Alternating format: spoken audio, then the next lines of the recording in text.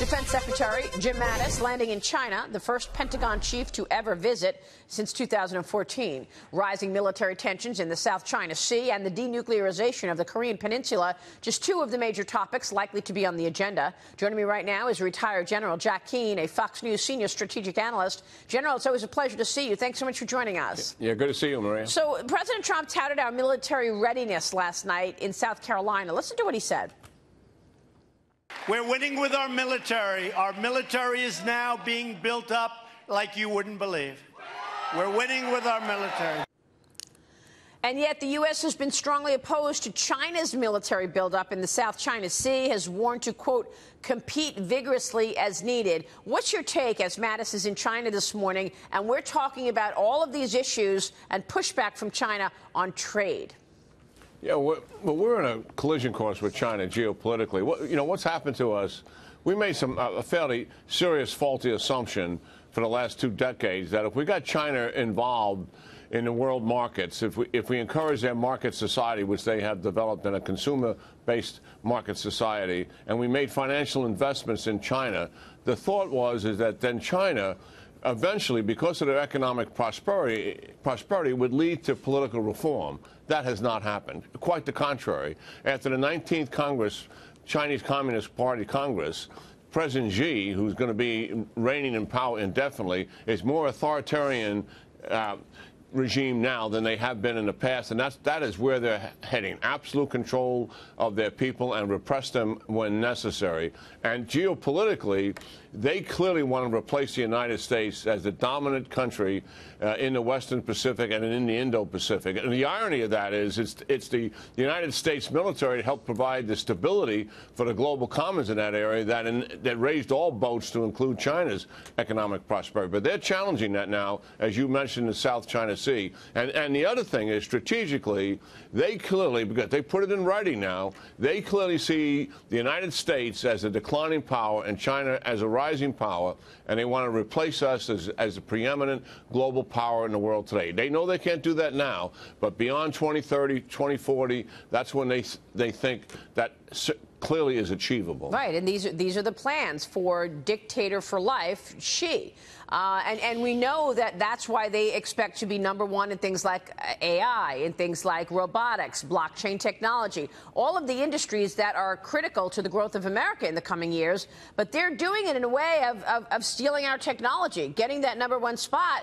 First, by taking intellectual property from the United States.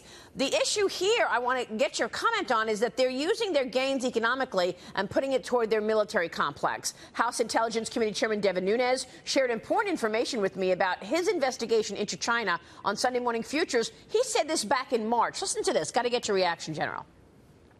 First and foremost, we're looking at the military footprint and potential military footprint that China is trying to put around the globe. So this didn't get a lot of fanfare because there's so much attention being paid to the Russian fiasco and Russian collusion. But in the meantime, the Chinese just opened up a base, a military base in Djibouti. Djibouti's at the entrance to the Red Sea, in the heart of the Middle East, in the Indian Ocean, a long way away from China. We believe that they are looking at investing in ports and infrastructure around the globe, not just for military capabilities, but also to control those governments, to have the ability to lobby and manipulate government. General, your reaction? Yeah, absolutely true. I mean, the China's Belt and Road Initiative, energy infrastructure, and other major projects in East Asia, in Southern Asia, in the Middle East, and in Eastern Europe is all about gaining geopolitical influence by influencing the elites and the governments in those countries, and they use their own labor force to do it.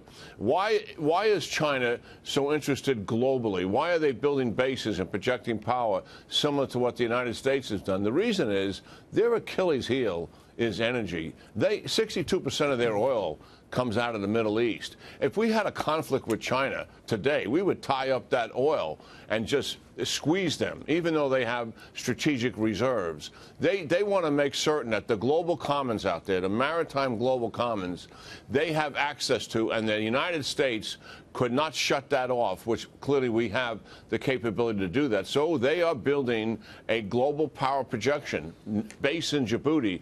They're in the Indian Ocean on a regular basis. Another base in Pakistan. We will see other bases in Africa. They have been in the Arctic. Yeah. They have been in the Baltics. They are projecting power in a way. It's going to take them some time, Maria, but they have huge global ambitions at the expense of the United States. Exactly. And all of this is connected. I mean, this morning we're focused on trade and what the president has done in terms of tariffs and this pushback on investment from China into the United States. But it's all connected in terms of the power that China is becoming or has become. It has already signaled plans to displace the United States as the world's most powerful country. It recently abolished term limits, enabling President Xi to rule indefinitely, as you just said, dictator for life, on top of consequential violations of alleged theft of American intellectual property, to name a few. It's actually not alleged. We know that China has been stealing our IP for decades, but they won't admit it. So is the president right to push back on these tariffs?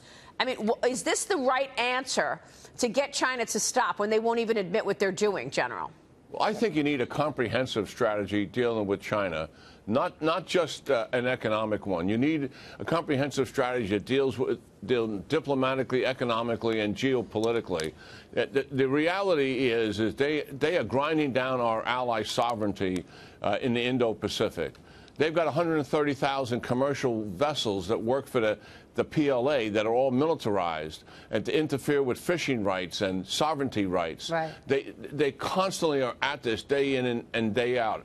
And until such times as we have a comprehensive strategy, not just dealing with tariffs, but to look at the whole picture of what's unfolding there and bring all of government to bear, and certainly our allies, then I think we can make some progress in dealing with the Chinese and kind of get their attention. That's why Jim Mattis is in Beijing, I guess. I mean, maybe that's what this president is trying to do, because, as I said, this is all connected. We're going to be watching this because, obviously, markets went nuts yesterday on the idea that there would be limitations for what China can invest in, but a little more stabilization this morning. Let me turn to the Middle East. President Trump welcoming King Abdullah to the White House yesterday. He called him a friend, praised his, quote, incredible work, unquote.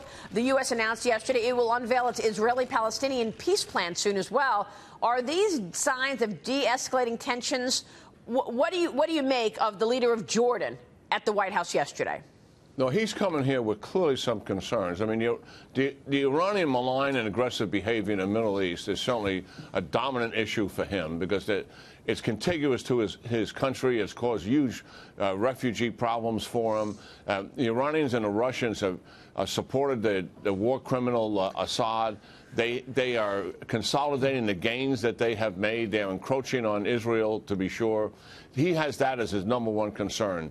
As it relates to Syria and the future of Syria, he clearly does not want the United States to pull out of the Middle East. Actually, I know for a fact that he and some of the other allies really would like the United States to form an Arab NATO of sorts. They would call it something else. Yeah. But bring the Sunnis together so that we can organize politically and militarily, like we did with NATO against the Soviet Union, to do the same thing against the Iranians. He's also concerned about the reemergence of ISIS in eastern Syria if we pull out. Yeah, all as the unrest continues in Iran, and really it was at a fever pitch yesterday. We know that. We're going to be talking about that later in the program. General, it's good to see you this morning. Thanks so much.